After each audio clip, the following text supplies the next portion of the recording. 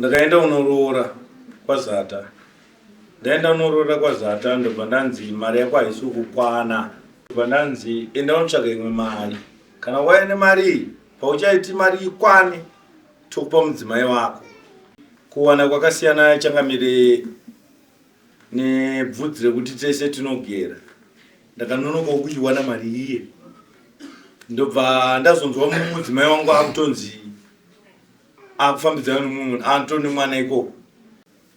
Kuna tete vemudzimai kumurume wavo ndokwaatova izvozvi. Kunyepa zviza kuti andezokunyepa pamusoro wechakamiri handina zvinondirwadza inini semarwadzira zvandiita kutotika ndonotora dombo wangu manzwa witness yechipiri ndamai vake murume uyu ndiye dombo wangu koyatezva ungotorana musitirikanzi dombo wangu amai dombo yechipiri. Schema Construction is ready to serve homeowners, carpenters, builders, contractors and businesses with quality ceiling, wall skimming and tiling. We also supply ceiling boards and accessories, cornices and centerpieces, skim light, rhino set and plaster products, tile adhesive and grout. We also provide professional ceiling design and construction services for residential and commercial properties, from stylish modern ceiling concept to expert installation and finishing. Whether you are building from scratch, renovating or upgrading your ceiling, Schema Construction is your trusted partner for quality materials, reliable workmanship and impressive results. Contact us for quotations, prices and bookings on the numbers on your screen, or visit us along Gweru Road opposite Metro Pitch behind Housestead Brothers in Gweru.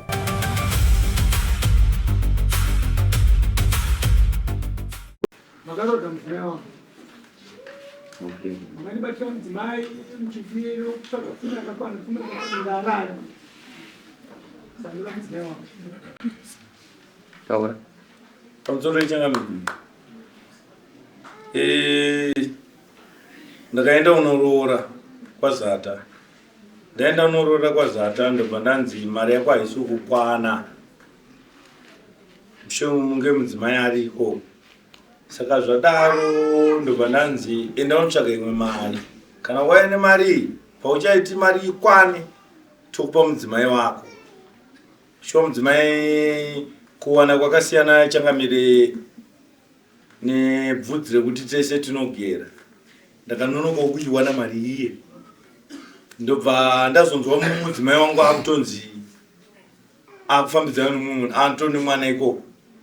Pedzepo vanetsana kwekwe kwaangaenda kwekwe. Ndobva ndazonzwa anatedza vakunzi vawadzira kuna tete vemudzimai kumurume wavo ndokwaatova izvozvi ndokwaita achigadza mapfihwa ikoko. Ndobva ndanyarara. Ndobva ndatsvagawo nzira negwara rekuti ndinge ndichigadziswa nyaya yangu. Dai zvakanga zviri zvokuti kuonesana ndaigona kurohwa kana ndaigona kurova nemiri wangu uno. Ndobva ndanyarara. Saka ndobva ndazoti zvakanaka ndozvokuenda kwaChangamire ndonopira nyaya yangu ndigadziriswewo. Ndezvinezvi ndakutoona achigadza mapfihwa. Mari yangu vanayo shoma iye yakanzi enda unowedzera vanayo iyo pamusoro idare chekutanga ndakubvunza mukwasha kuti hatezvarakanwa zvino here nezviratirwa wake pamusoro wechangamire. Patezvara wangu ini ndovaziva vanonzi paZita Enjikrai Zata. Enjikrai ndini Ndinotenda baba handinamborasika. Pakuti akauya nemari achiti ada kuroora ndanga ndiripo here ndiananga aripo. Ndinotenda baba makanga muripo. Inini kupi nyaya yakaitwa pamusoro wechangamire nyaya yakaitirwa musha maZata. kupi Baba wangu wakauya neGD6 yeSilverlight.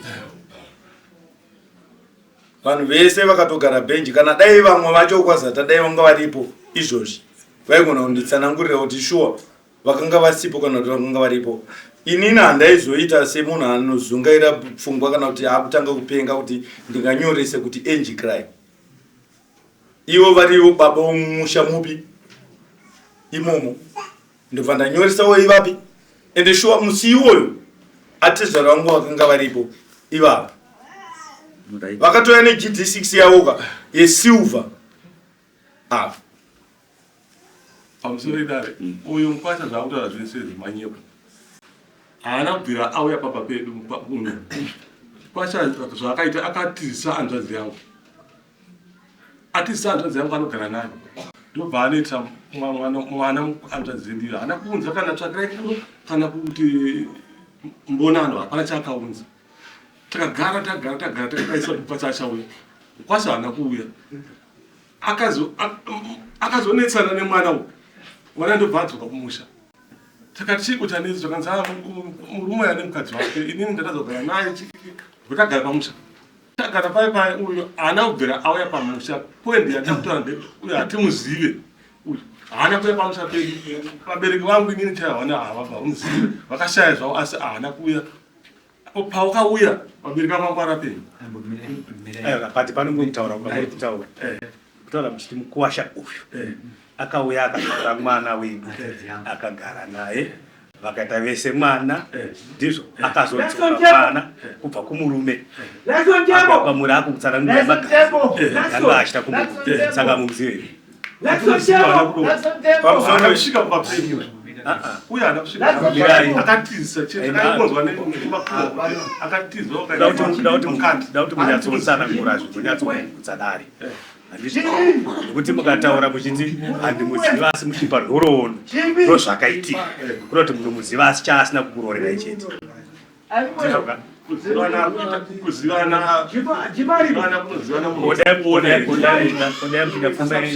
podai mchidapfuma aiwa izvozvi kana mchidapfuma yenyama handi pano mwana era mumuudze here imi kuti dapfuma yana ndinomuudza asi auya pamusha uzoroora munomutsvage mukwasha hatsvagi kuti ndiwanepe pfuma anozikanwa nehama dzese ogarira pasi dare apaa rakamugarira pasi ini handitomuziva taakuda kuti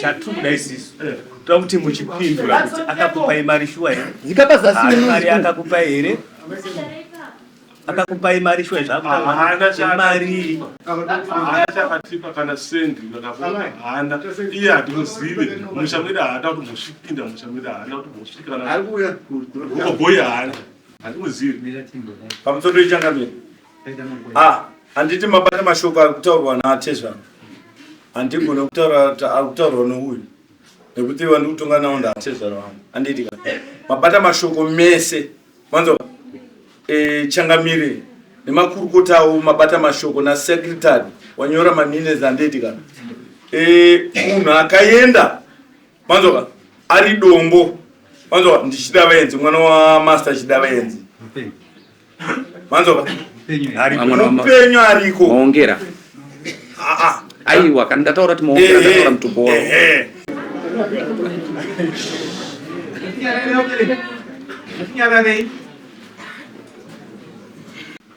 tiudze tidzwe zvaunoziva ini mazwiro angu atinoita takabva nangana tienda kumusha mukwasati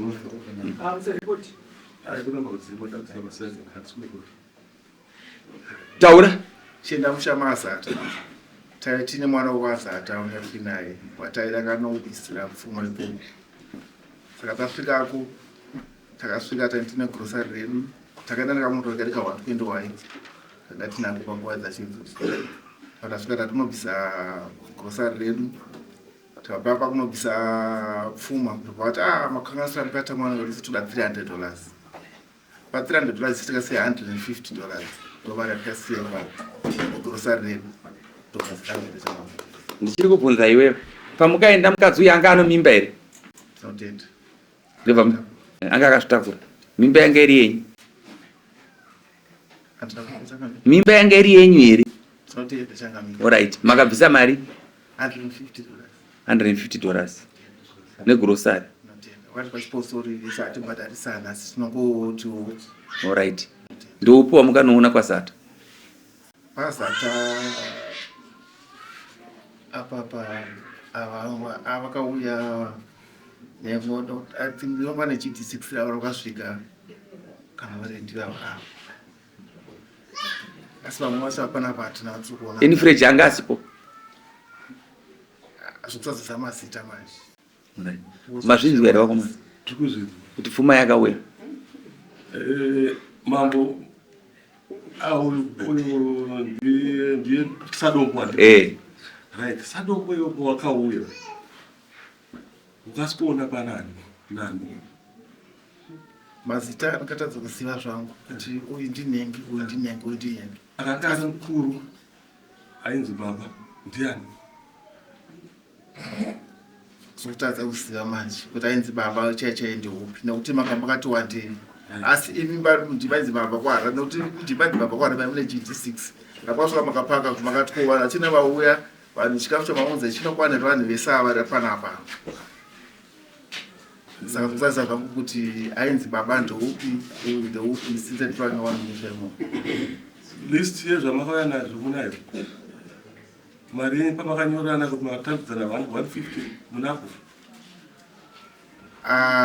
Pamusoro ipapa. Patauriro atikaita pamusoro kuti mukatunze mwana mudiki pachipostori chida achiite se achidaro. Handira kuona pano kunyangwe imi patikaisa zvinhu hapana pamukamutombonyorozvo vachina kuti kwauye chakati. Gore ripi? Namakauya pamusoro ichangamiri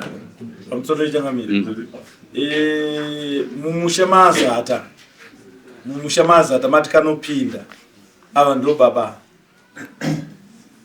mwana wadzimai vakuru vaZata tiri mumusha mupi imomo. Saka kana ndichitaurawo ndiri ipapo handiti kana hongu vangataure zvavo zvavanotaura asi ndiye baba vanotonzi baba nhasi. Baba aZata vari kutaura nezvavo vakanga vana vakadzipfirika mumusha umu. Amai vavavo ndo vakuru ivavo ndo vasara baba pamhuri yese. Zvokuti baba mumba umu vakazvibvisa musi watikatosvika isusu tichiita se tichibvisa mari idzi vese vakazara bhenji vanhu kwaZata. Ivava vari ndo baba vaitomirwa onzi edhikira ari kuya kubva kupi kuHarare. Naiwe Vuramai murume anonyepa kunyepa zvizauta ndezvokunyepa pamusoro ichangamiri handina zvinondirwadza inini semarwadzira zvandiita kutotika ndonotora dombo wangu mandola. Witness yechipiri ndaamai vake murume uyu. amai vacho Amai vake ndonovatora inini aiwa chimbonyarara ishai ini ndaiti ndakasvika kumba kwavo inini handiitwe mukuwasha kumba kwaamai vekuti ndinotoitwa muzukuru ndotopiwa pokurara mumba mavo. unogonaenda kuvatora izvi pakunongononge ndaenda manje zvaizvozvi manje ngaiwe musi wa16 asi uyu ngaacheneswe musi wa16 angona ushaika anouya maongera uya musi wa16 chienda musi wa16 inini ishe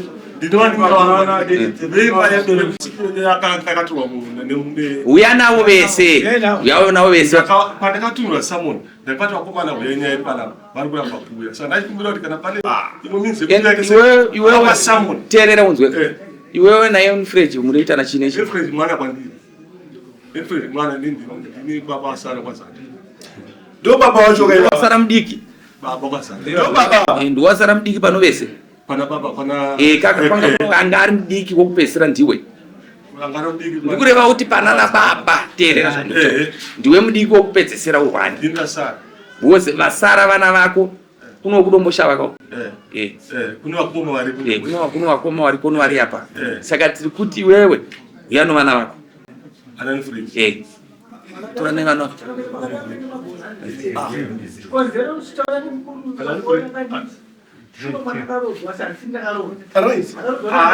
haana kuroora. teerera Mwana iwe akazoendesa imbonyarara iwe kechi 2 imbonyarara yana kuyo.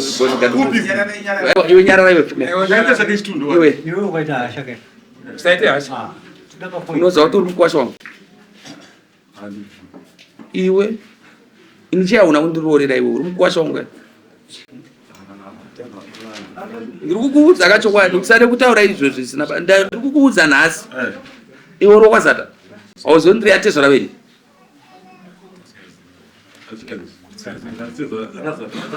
iwe apedzisira kufa mukomo wako ndouyumba uyu ainzani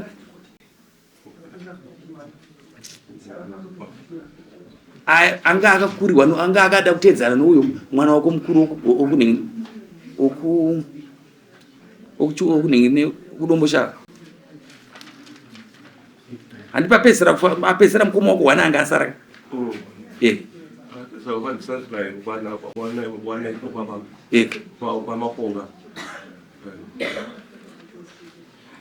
ko aimbosenza kuti uzvizive aisenza kuddf angarianwa ainzani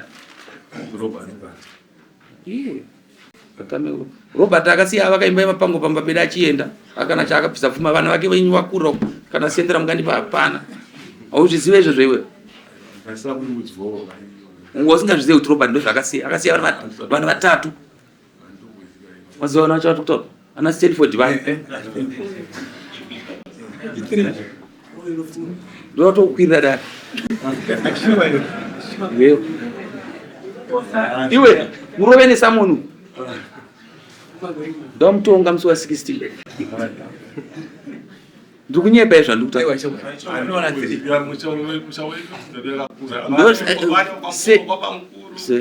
iwewe unondipa pfuma yangu chienda iri uyai nevanhu vatataura usadzidze kunyepa kana wakatotambira pfuma tinozviona pamberi pako chienda pamusoro atezva rangu vataura vakati pfuma yakatambirwa aisiyana inotambirwa nani ndakaita izvozvo tosaka mati yakatambirwa mumusha Rimu. aiwa iwe nyarara chete chisiduka yapa chete Kutogadzira nyaya kana ane nyaya yachakubhadhara kana asina nyaya tinozviona anotora mwana womunhu unoenda naye kugara naye umikisa mwana chienda zata kuzodzoka akukwirira inini chisimuka iwe ndiye dombo wangu ukauya atezva umbo wadombo umbo ungotorana musikanzi dombo wangu amai venyu ndombo wechipiri amai venyu yakuberekai kuti ndakabhadhira mari yakati chisimuka iwe ndozata chisimuka brosari yomukati unouya namai vacho yanamo amai vangu makashaya amai vangu. Schema Construction is ready to serve homeowners, carpenters, builders, contractors, and businesses with quality ceiling, wall skimming, and tiling. We also supply ceiling boards and accessories, cornices and centerpieces, skim light, rhino set, and plaster products, tile adhesive, and grout. We also provide professional ceiling design and construction services for residential and commercial properties, from stylish modern ceiling concept to expert installation and finishing. Whether you are building from scratch, renovating, or upgrading your ceiling, Schema Construction is your trusted partner for quality materials, reliable workmanship, and impressive results. Contact us for quotations, prices, and bookings on the numbers on your screen, or visit us along Gweru Road, opposite Metro Pitch, behind Housestead Brothers in Gweru.